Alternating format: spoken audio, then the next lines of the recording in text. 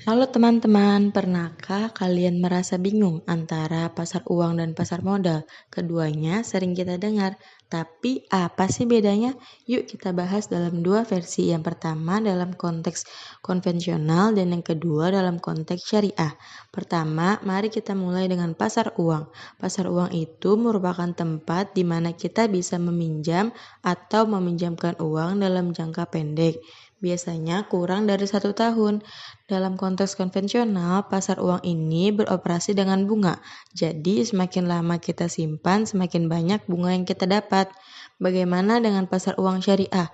Di sini, pasar uang syariah merupakan bagian dari sistem keuangan yang beroperasi berdasarkan prinsip-prinsip syariah Islam. Semua transaksi yang dilakukan harus sesuai dengan hukum Islam. Selanjutnya ada pasar modal. Nah, pasar modal konvensional ini merupakan sistem keuangan di mana berbagai instrumen keuangan seperti saham, obligasi, dan derivatif diperdagangkan. Tujuan utama pasar ini adalah untuk menyalurkan dana dari pihak yang memiliki kelebihan dana kepada pihak yang membutuhkan dana, seperti perusahaan atau pemerintah. Dan terakhir, pasar modal syariah. Di pasar ini, kita bisa berinvestasi berdasarkan prinsip syariah Islam. Semua aktivitas di pasar ini harus sesuai dengan hukum Islam dan menghindari hal-hal yang diharamkan seperti riba, perjudian, dan investasi pada bisnis yang bertentangan dengan syariah. Keberadaan pasar uang merupakan kajian baru dalam perekonomian Islam, yang mana munculnya pasar uang ini merupakan solusi terhadap pasar uang konvensional yang dia anggap mengandung unsur riba dan secara eksplisit diatur dalam Fatwa DSN MUI nomor 37 tahun 2002. Dalam fatwa ini dinyatakan bahwa pasar uang antar bank yang tidak dibenarkan menurut syariah yaitu pasar uang antar bank yang berdasarkan bunga, dan yang dibenarkan adalah pasar uang yang berdasarkan prinsip-prinsip syariah.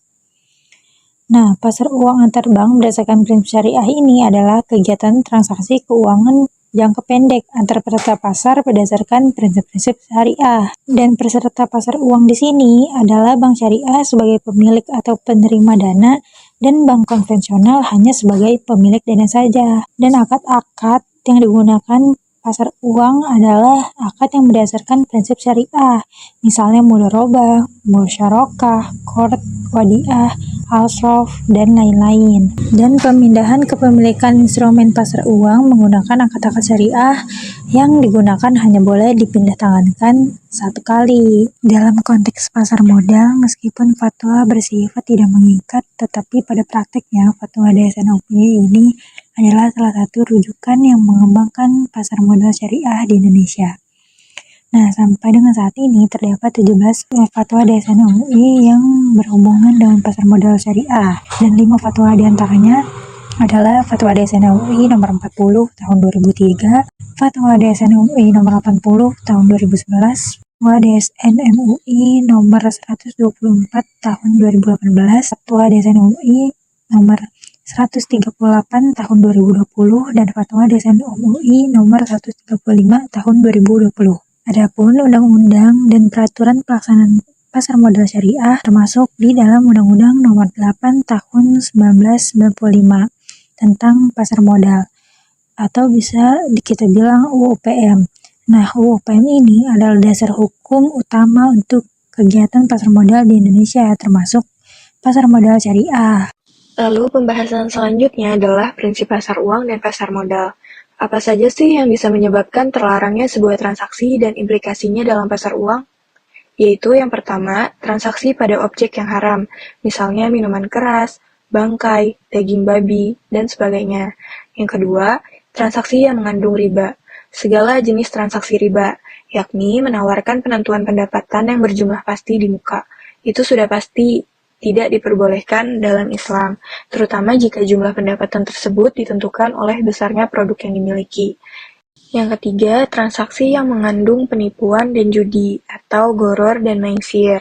Dan berdasarkan Fatwa DSN MUI nomor 80 garis miring DSN MUI garis miring 3 Romawi garis miring 2011 menegaskan bahwa prinsip pasar modal syariah tidak boleh mengandung aktivitas seperti tadlis, tagrir, tanajusi, ikhtikar, gishishi, Woben, Bai al-Ma'dum, dan riba. Lalu kita ke pembahasan selanjutnya, yaitu instrumen pada pasar uang dan pasar modal.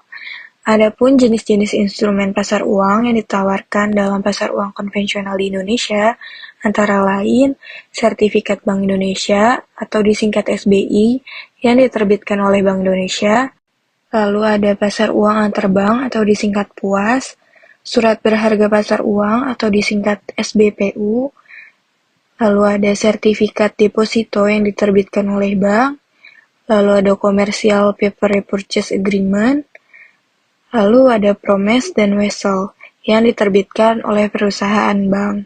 Instrumen yang digunakan dalam pasar uang antarbank syariah atau PUAS merupakan apa yang disebut dengan SIMA atau Sertifikat Investasi Mudharabah Antarbank. Di Indonesia, masalah SIMA ini telah diatur oleh Bank Indonesia dengan PBI nomor 2/8/PBI/2000 dan Fatwa DSN MUI nomor 37/DSN MUI/10 Romawi/2002. Adapun persyaratan-persyaratan yang harus dipenuhi dalam menerbitkan sertifikat ini adalah: yang pertama, harus mencantumkan kata-kata sertifikat investasi mudharabah antarbank, lalu tempat dan tanggal penerbitan SIMA, lalu nomor seri sertifikat SIMA, lalu nilai nominal investasi, lalu nisbah bagi hasil, lalu jangka waktu investasi, lalu tingkat indikasi imbalan, lalu tanggal pembayaran nominal atau imbalan, lalu tempat pembayaran, lalu nama bank penanam dana, lalu nama bank penerbit dan tanda tangan pejabat yang berwenang, lalu berjangka waktu paling lama 90 hari, dan terakhir diterbitkan oleh kantor pusat bank syariah atau unit usaha syariah lainnya. Dan berikut adalah instrumen-instrumen yang diperdagangkan di pasar modal syariah. Yang pertama ada sukuk. Sukuk merupakan obligasi syariah atau Islamic bonds. Yang kedua, reksadana syariah. Yang ketiga, saham syariah. Yang keempat, efek beragun aset syariah. Yang kelima, derivatif syariah.